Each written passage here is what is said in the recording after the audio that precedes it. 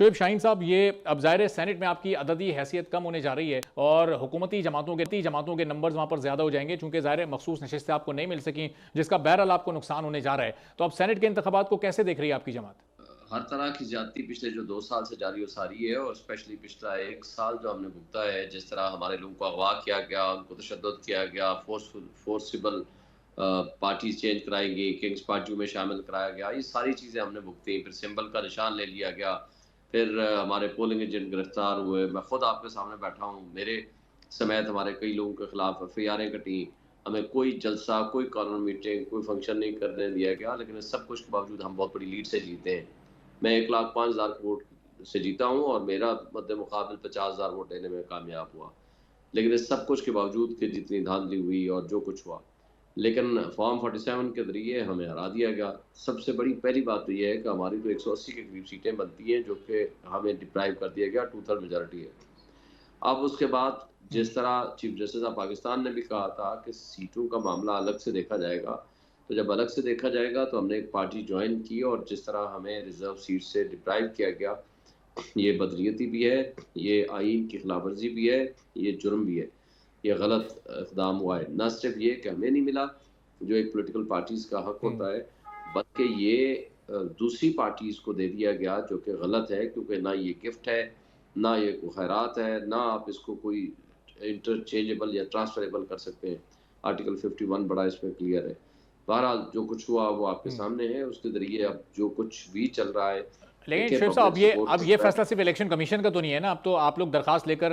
Peshawar high court گئے اور وہاں سے بھی الیکشن کمیشن کے حق میں فیصلہ آ گیا، جبکہ ماضی میں وہاں پر بلے کا نشان آپ کو واپس مل چکا تھا۔ تو اب جب وہ فیصلہ آپ لوگوں نے قبول کیا تو پھر اس فیصلے پر تنقید کیوں ہو رہی ہے؟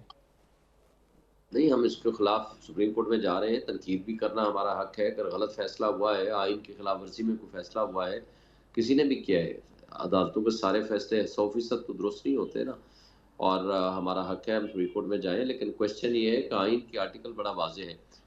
تمام پولیٹیکل پارٹیز کو اپنا ڈیو شیئر دیا جائے گا، اور یہ پولیٹیکل پارٹیز کا حق نہیں ہے، یہ خواتین کا اور منارٹیز کا حق ہوتا ہے۔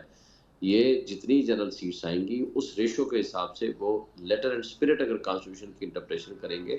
تو وہ ہر اس پولیٹیکل پارٹی کو اس کا شیئر دیا جائے گا، لیکن یہ نہیں ہے کہ اس شیئر سے اوور اینڈ ابو اٹھا کر کے اس کو دے دیا جائے، گفٹ کر دیا جائے۔ یہ کہیں کوئی قانون میں نہیں ہے، آئین میں نہیں ہے، آرٹیکل 51 میں نہیں ہے، لہٰذا یہ جو کچھ ہوا ہے وہ غلط ہے۔ تو دوسری بات جہاں تک اس بات کا ٹھیک ہے۔ تعلق ہے، اگر جبر، ظلم اور بربریت کے ذریعے اور ڈاکہ زنی کے ذریعے اگر ہمارے سے سیٹیں نہ چھینی گئی ہوتی تو ہم نہ صرف نیشنل اسمبلی میں 2/3 میجورٹی ہماری سیٹیں ہوتی،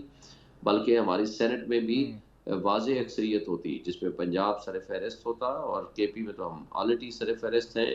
اسی طرح نیشنل اسمبلی کی جو سیٹیں آتی 3 وہ ہمیں مل سکتی تھی، جو 2 کا بھی مقابلہ ہو رہا ہے، اور ایک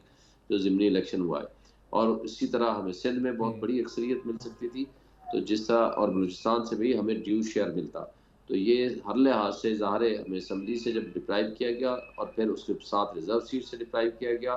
اور اس کی تناسب سے ہمیں سینٹ میں ڈپرائیو کیا گیا، لیکن ایک بات طے ہے، عوام اور قوم آج بھی ہمارے ساتھ کھڑی ہے، جس انداز سے یہ ملک کو چلانے کی کوشش کر رہے ہیں۔ اب مجھے بتائیں کہ محسن نقوی کی کون سی وہ خدمات ہیں جس کے صلے میں آج ان کو سینیٹر بنایا جا رہا ہے، اور کیسے ایک امپارشل، جو کہ امپارشل تو خیر نہیں تھا، امپارشل آدمی کو کیسے آپ لا سکتے ہیں؟ سبسکرائب کریں اور بیل دبائیں تاکہ کوئی خبر رہ نہ جائے۔